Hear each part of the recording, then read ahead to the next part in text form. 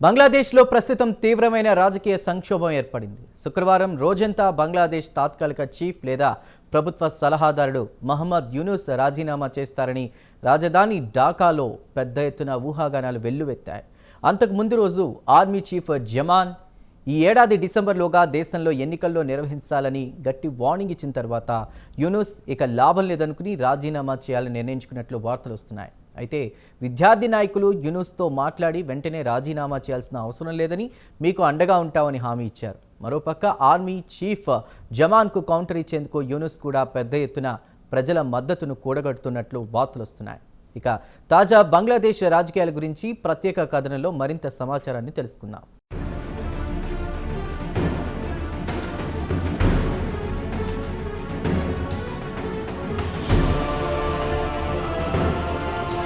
బంగ్లాదేశ్ తీవ్రమైన రాజకీయ సంక్షోభంలో కూరుకుపోయే పరిస్థితులు కనిపిస్తున్నాయి. గత ఏడాది షేక్ హసీనా ప్రభుత్వాన్ని విద్యార్థుల ఉద్యమం పేరుతో గద్దెదించిన తర్వాత పరిస్థితులు మెరుగుపడకపోగా మరింత దిగజారిపోతున్నాయి. షేక్ హసీనా ఢిల్లీకి పారిపోయిన తర్వాత మహమ్మద్ యూనుస్ను తాత్కాలిక ప్రభుత్వ సలహాదారుగా నియమించారు.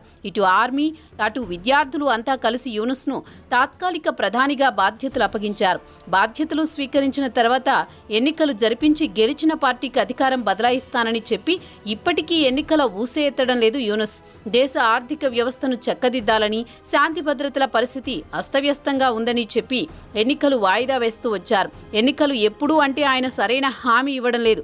ఎన్నికలు నిర్వహించడానికి ప్రస్తుతం పరిస్థితులు అనుకూలంగా లేవు, వచ్చే ఏడాది చివరి నాటికి చూద్దాంలే అంటూ దాటవేస్తున్నారు. ఇది రాజకీయ పార్టీలకు సహజంగానే ఆగ్రహం తెప్పిస్తోంది. ఇక అసలు విషయానికొస్తే ఆయన అమెరికా అండతో, అటు ఒబామా క్లింటన్ల సాయంతో తాత్కాలిక ప్రధానిగా కొనసాగుతున్నారు. ఇక ఈ పదవిలో శాశ్వతంగా కొనసాగాలని చూస్తున్నాడని, అందుకే ఎన్నికల ఊసే ఎత్తడం లేదని బంగ్లాదేశ్ రాజకీయ పార్టీలతో పాటు ఆర్మీ చీఫ్ జమాన్ అనుమానపడుతున్నారు.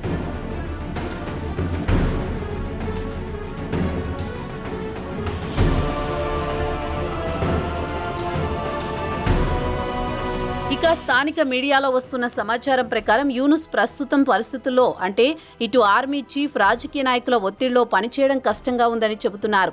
రాజకీయ పార్టీలు కలిసి ఒక నిర్ణయానికి రాలేకపోతున్నాయని, ఇలాంటి పరిస్థితుల్లో స్వేచ్ఛగా పనిచేయడం కష్టంగా ఉందని, అందుకే రాజీనామా చేయాలనే ఆలోచనలో ఉన్నట్టు మీడియాలో వార్తలు మాత్రం వస్తున్నాయి. అయితే కేబినెట్ సభ్యుడు యూనుస్ ప్రత్యేక సలహాదారుడు మాత్రం కొత్తగా ఏర్పడే ప్రభుత్వానికి అధికారం బదిలీ చేసే వరకు యూనుస్ రాజీనామా చేయరని చెప్పారు. ఇక విద్యార్థి నాయకుడు షేక్ హసీనాను అధికారం నుంచి గద్దెదించిన National Citizen Party chief Nahid Islam గత గురువారం నాడు యూనుస్ను కలిశారు. యూనుస్ రాజీనామా చేయాలని ఆలోచిస్తున్నట్లు తనకు చెప్పారని, ప్రస్తుతం దేశంలో ఏర్పడిన రాజకీయ పరిస్థితుల్లో తాను పనిచేయలేకపోతున్నానని తనతో చెప్పారని నహీద్ ఇస్లాం బీబీసీ బంగ్లా సర్వీస్కు తెలిపారు.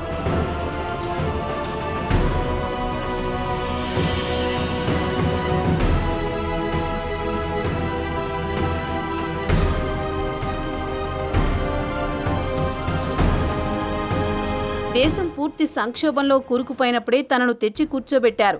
సంస్కరణల ద్వారా దేశాన్ని ఆర్థికంగా నిలదొక్కునేలా చేస్తాడని తనకు తాత్కాలిక చీఫ్గా బాధ్యతలు అప్పగించారు. అయితే తనపై ఎక్కడా లేని ఒత్తిడి తెచ్చి పని చేయకుండా అడ్డుకుంటున్నారు. ఇలాంటి పరిస్థితుల్లో పదవి నుంచి దిగిపోవడమే మేలని యూనుస్ అన్నట్లు ఇస్లాం బీబీసీ బంగ్లాతో మాట్లాడుతూ చెప్పారు. కాగా యూనుస్ ప్రభుత్వంలో special assistant, ministry of posts and telecommunications, information technology మంత్రి, బంగ్లాదేశ్ ప్రజల ప్రయోజనాలను దృష్టిలో ఉంచుకుని యూనుస్ ఆఫీసులో ఉండడానికి అనుమతించండని ఫేస్బుక్లో పోస్టు పెట్టారు. ఆయన పదవి నుంచి దిగిపోరు, అలా అని యూనుస్ అధికారం కోసం ఆరాటపడే వ్యక్తి కూడా కాదన్నారు. ఆ తర్వాత మంత్రి ఆ పోస్ట్ను డిలీట్ చేశాడు.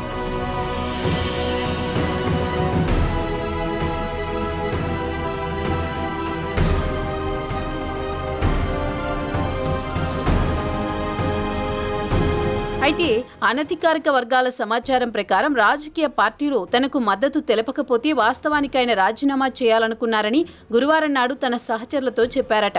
దీంతో ఆయన, ఇతర సలహాదారులు, కొంతమంది మంత్రులు యూనుస్ను వెంటనే రాజీనామా చేయవద్దని బుజ్జగించారని చెబుతున్నారు. ఇక విద్యార్థి నాయకుడు ఇస్లాం కూడా యూనుస్ను వెంటనే రాజీనామా చేయవద్దని గట్టిగా కోరినట్టు బీబీసీ తెలిపింది.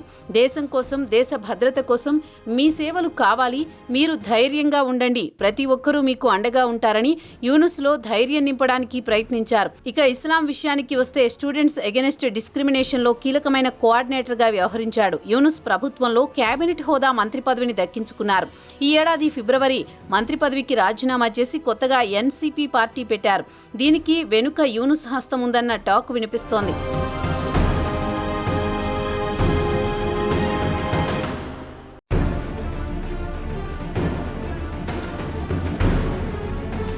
గత ఏడాది జూలైలో విద్యార్థుల ఉద్యమం తీవ్రతరమయ్యి ప్రధాని షేక్ హసీనాను గద్దెదించారు. గత ఏడాది ఆగస్టు 5న ఆమె బలవంతంగా ఢాకా నుంచి ప్రత్యేక విమానంలో ఢిల్లీకి పంపించారు. ఆ తర్వాత 3 రోజులకు నోబెల్ శాంతి బహుమతి విజేత అయిన యూనుస్ ప్యారిస్ నుంచి వచ్చి బాధ్యతలు చేపట్టారు. ఇక తాజాగా యూనుస్ రాజీనామా విషయానికి వస్తే ప్రస్తుతం ఆర్మీ చీఫ్కు యూనుస్కు పడడం లేదు. ఆర్మీ చీఫ్ వాదనేమంటే యూనుస్ బాధ్యతలు స్వీకరించి 9 నెలలు గడిచినా ఎన్నికల ఊసే ఎత్తడం లేదు. ఒక టైం లైన్ ప్రకటించి పార్లమెంట్ ఎన్నికల తేదీని ప్రకటించాలని ఒత్తిడి చేస్తున్నారు. అది కాకుండా దేశ భద్రతకు సంబంధించిన అంశాల్లో యూనుస్ రాజీ పడుతున్నారని అభ్యంతరం వ్యక్తం చేస్తున్నాడు ఆర్మీ చీఫ్. మయన్మార్ రెబల్స్ చేతిలో ఉండే రైఖెన్ ప్రాంతానికి మానవతా దృక్పథంతో ఎయిడ్ పంపుదామని అంటారు యూనుస్. దీనికి ఆర్మీ వద్దని వారిస్తోంది. మయన్మార్ రెబల్స్తో బంగ్లాదేశ్ శాంతి భద్రతలకు ముప్పు ఏర్పడుతుందని జమాన్ అభ్యంతరం వ్యక్తం చేస్తున్నాడు.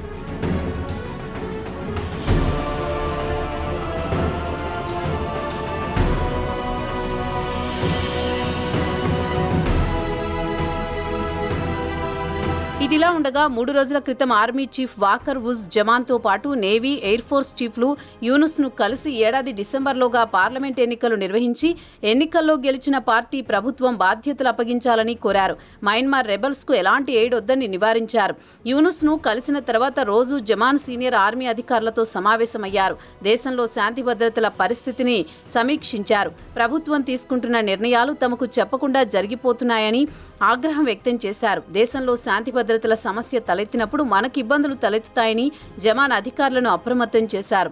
ఇదిలా ఉండగా ఖలీదా జియాకు చెందిన బంగ్లాదేశ్ నేషనల్ పార్టీ ఢాకాలో వేలాది మంది మద్దతుదారులతో అతిపెద్ద ర్యాలీ నిర్వహించి వెంటనే ఎన్నికలు నిర్వహించాలని డిమాండ్ చేసింది. అయితే విద్యార్థులంతా కలిసి ఎన్సీపీ పార్టీ పెట్టుకున్నారు. వారితో పాటు ఇస్లామిస్టు గ్రూపులు మాత్రం యూనుస్కు అండగా ఉంటున్నాయి. ఇప్పుడిప్పుడే ఎన్నికలు అవసరం లేదని, సంస్కరణలు ఎజెండా పూర్తయ్యే వరకు ఎన్నికలు అవసరం లేదని వారంతా యూనిస్తో పాటు పాటుపడుతున్నారు.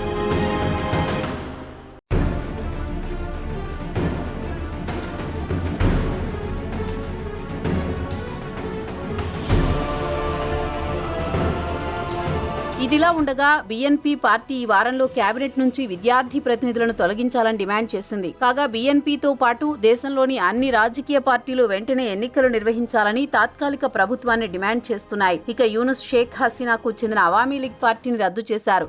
ఆమె మంత్రివర్గంలో పనిచేసిన మంత్రులను జైలుకు పంపారు. ప్రస్తుతం యూనుస్ కు అండగా విద్యార్థులు, ఇస్లామిస్ట్ ఉగ్రవాదులు మద్దతు తెలుపుతున్నారు. మొత్తానికి యూనుస్ రాజీనామా చేస్తాడా లేదా అన్న సస్పెన్స్ మాత్రం కొనసాగుతోంది. ఆర్మీకి కౌంటర్ ఇవ్వడానికి తన మద్దతుదారులు ఇటు విద్యార్థులు, అటు మత ఛాందసవాదులతో తన బలం నిరూపించుకోవాలనుకుంటున్నాడన్న టాక్ ఢాకాలో బలంగా వినిపిస్తోంది. మొత్తానికి యూనుస్కు కూడా అధికార మత్తులో జోగడం విశేషం.